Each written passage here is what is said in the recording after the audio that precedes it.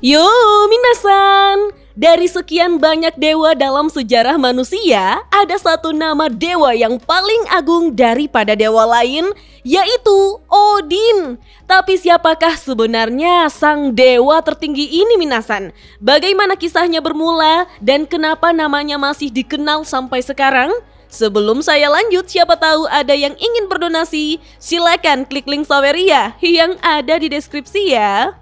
Jauh sebelum Thor dikenal sebagai dewa petir yang gagah, jauh sebelum kapal-kapal Viking menaklukkan lautan, dan jauh sebelum Ragnarok menjadi legenda yang ditakuti, ada satu sosok yang berdiri di pusat hampir seluruh kisah mitologi Nordik, yaitu sang dewa tertinggi, Odin.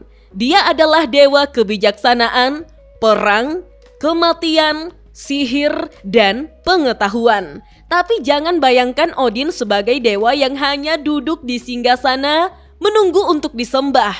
Odin adalah seorang pengembara. Ia gelisah, ia memiliki rasa haus yang tidak pernah terpuaskan akan satu hal, yaitu jawaban. Dan seperti yang akan kita lihat, rasa haus itulah yang membuatnya rela membayar harga paling mengerikan sekalipun. Menurut mitologi Nordik, pada mulanya tidak ada apapun. Tidak ada manusia, tidak ada kerajaan, bahkan tidak ada dunia. Yang ada hanyalah kehampaan besar bernama Ginnungagap. Di satu sisinya terbentang Niflheim, dunia es dan kabut abadi. Di sisi lain, Muspelheim, dunia api yang membara. Ketika panas dari Muspelheim bertemu dengan es dari Niflheim, kehidupan pun lahir. Makhluk pertama yang muncul adalah Ymir, raksasa primordial yang kelak menjadi leluhur seluruh bangsa raksasa. Tidak lama setelahnya muncul pula Buri, leluhur para dewa. Buri memiliki seorang putra bernama Bor dan Bor memiliki 3 anak yaitu Odin, Vili, dan Ve. Ketiga saudara inilah yang mengubah kehampaan menjadi dunia. Mereka menghadapi Ymir dan membunuhnya, namun justru dari kematian Ymirlah dunia tercipta. Dagingnya menjadi tanah, darahnya menjadi lautan, tulangnya menjadi pegunungan, tengkoraknya membentang menjadi langit, rambutnya tumbuh menjadi hutan. Beuh, ini Attack on Titan banget ya minasan. Dengan demikian, dunia dalam mitologi Nordik bukanlah sesuatu yang muncul begitu saja dari kekosongan, melainkan dibangun secara harfiah dari tubuh satu makhluk primordial. Setelah menciptakan dunia, Odin dan kedua saudaranya menemukan 2 batang pohon di tepi pantai. Dari kayu itu, mereka menciptakan manusia pertama, yaitu Ask dan Embla. Odin memberi mereka nafas dan kehidupan, Vili memberi pikiran dan perasaan, Ve memberi kemampuan berbicara dan indera. Manusia kemudian ditempatkan di Midgard, sementara seluruh alam semesta terbagi menjadi 9 dunia yang saling terhubung oleh satu pohon raksasa, yaitu Yggdrasil. Namun bagi Odin, menciptakan dunia saja tidak pernah cukup. Ia ingin memahaminya secara mendalam, dan di titik itulah obsesinya terhadap pengetahuan sesungguhnya dimulai. Tidak ada yang lebih penting bagi Odin selain pengetahuan. Ia ingin mengetahui rahasia dari alam semesta, ingin mengetahui masa lalu, dan yang paling berbahaya, ia ingin mengetahui masa depan. Salah satu kisah paling terkenal terjadi di Sumur Mimir. Konon, air dari sumur ini menyimpan kebijaksanaan yang luar biasa besar. Namun tentu saja ada harga yang harus dibayar dan Odin bersedia membayarnya berapapun mahalnya. Ia mengorbankan salah satu matanya sendiri hanya demi kesempatan meneguk seteguk air dari sumur itu minasan. Sejak hari itu, Odin selalu digambarkan bermata satu sebagai jejak dari harga yang telah ia bayar untuk sepotong kebijaksanaan. Namun, kehilangan sebelah mata ternyata bukan akhir dari pengorbanannya, karena masih ada satu rahasia lagi yang ia kejar, yaitu rahasia rune. Bagi bangsa Nordik, rune bukanlah sekadar aksara. Rune terikat erat dengan pengetahuan dan kekuatan magis. Untuk memperolehnya, Odin melakukan sesuatu yang jauh lebih ekstrim. Ia menggantung dirinya sendiri di Yggdrasil, sang pohon dunia, sambil menusukkan tombaknya sendiri ke tubuhnya. Selama 9 hari 9 malam, ia tergantung di sana, tanpa makanan, tanpa air, dan tanpa ada satupun yang datang menolongnya. Di ambang batas antara hidup dan mati itulah, run-run akhirnya terlihat olehnya. Pengetahuan yang selama ini dicarinya, akhirnya ia dapatkan. Peristiwa ini menjadi simbol paling melekat dari karakter Odin, bahwa kebijaksanaannya tidak pernah datang dengan mudah. Ia membayarnya dengan penderitaan, bahkan rela menghancurkan dirinya sendiri demi sebuah jawaban. Meski telah berkorban sedemikian besar, Odin tetap tidak hanya mengandalkan dirinya sendiri untuk mengumpulkan informasi.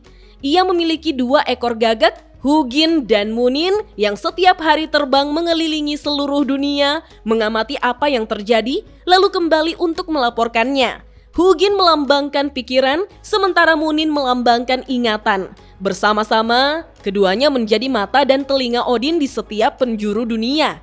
Selain sepasang gagak itu, Odin juga memiliki tunggangan yang luar biasa, yaitu Sleipnir, kuda berkaki 8 yang mampu melintasi berbagai alam sekaligus. Semua ini menunjukkan satu hal yang sama, bahwa Odin ingin mengetahui segalanya sampai ke detail terkecil, karena jauh di dalam hatinya ia menyadari satu hal, yaitu suatu hari nanti pengetahuan itu akan sangat dibutuhkan. Odin juga memiliki hubungan erat dengan perang dan kematian. Para pejuang yang gugur dengan gagah berani di medan perang dibawa menuju Valhalla, tempat mereka menjadi Einherjar alias arwah prajurit yang setiap hari berpesta sekaligus berlatih bertarung. Namun, Valhalla bukan sekadar surga bagi para prajurit yang telah gugur. Diam-diam, Odin sedang mempersiapkan mereka untuk satu pertempuran terakhir karena ia telah lama mengetahui satu rahasia yang mengerikan, yaitu bahwa bahkan para dewa pun suatu hari akan mati. Hari itu memiliki nama sendiri, yaitu Ragnarok. Ragnarok adalah akhir dari zaman para dewa. Fenrir, sang serigala raksasa, akan lepas dari rantai yang mengikatnya. Jormungand, ular raksasa penjaga lautan, akan bangkit dari dasar samudra. Para raksasa akan berbaris menuju medan perang dan langit akan dipenuhi kekacauan saat para dewa akhirnya berhadapan langsung dengan musuh-musuh lama mereka.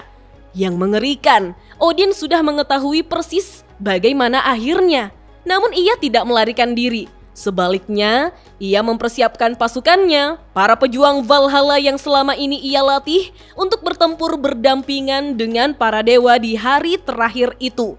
Ketika Ragnarok akhirnya tiba, Odin maju menghadapi Fenrir seorang diri, dan takdir yang telah lama diketahuinya pun akhirnya terjadi.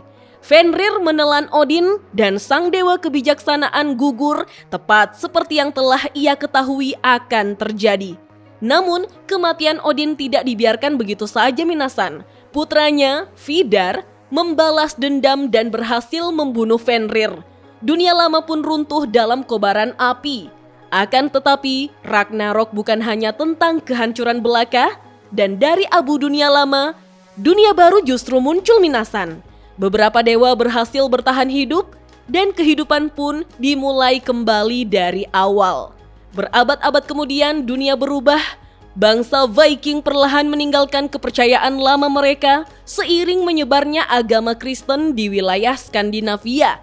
Kuil-kuil pagan satu persatu menghilang dan penyembahan terhadap Odin ikut memudar bersamanya. Namun, ada satu hal yang ternyata jauh lebih sulit dihancurkan daripada kuil, yaitu kisahnya. Legenda Odin terus diwariskan lewat puisi dan manuskrip kuno, dan namanya bahkan meninggalkan jejak permanen dalam bahasa yang kita gunakan sehari-hari. Dalam bahasa Inggris kuno, Odin dikenal dengan nama Woden, dan dari nama itulah lahir istilah Wadnesdag, yang lambat laun berkembang menjadi kata yang kita kenal sekarang, yaitu Wednesday atau Rabu. Jadi setiap kali seseorang menyebut hari Wednesday, tanpa disadari, mereka sesungguhnya masih mengucapkan nama yang berasal dari Odin loh, Minasan. Odin kemudian memasuki era yang sama sekali baru. Ia muncul dalam novel, komik, film, serial televisi, hingga video game. Salah satu versi modernnya yang paling terkenal tentu saja Odin dalam Marvel dan Record of Ragnarok.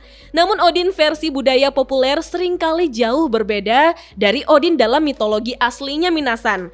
Odin yang asli jauh lebih misterius. Ia bukan sekadar sosok ayah bagi Thor. Ia adalah pengembara yang gemar menyamar, pencari pengetahuan tanpa henti, penguasa para pejuang yang telah gugur, pengguna sihir, dan seorang dewa yang rela melakukan pengorbanan paling ekstrim sekalipun demi mengetahui kebenaran. Dan mungkin justru karena kompleksitas itulah Odin masih terasa menarik hingga hari ini ya. Pada akhirnya, sekuat apapun dirinya, Odin tetap tidak dapat menghindari takdirnya sendiri. Namun, mungkin justru disitulah letak keistimewaannya. Seorang dewa yang tetap memilih melangkah meski tahu kemana ujungnya. Nah minasan, setelah tahu kisah aslinya Odin, di mana pada akhirnya Odin mati setelah dimakan oleh Fenrir sebagai serigala raksasa yang lepas dari rantai yang mengekangnya, tetapi di cerita Record of Ragnarok, karakter Fenrir ini tidak ada minasan. Menurutku, serigala raksasa yang lepas dari rantai yang mengikatnya lebih menggambarkan Siegfried yang saat ini sedang diikat rantai di Niflheim dan tengah menunggu eksperimen Odin untuk menjadikannya wadah dari para dewa primordial meski Ragnarok tengah berlangsung. Apakah sebagai wadah, Odin justru akan mati di tangan Siegfried?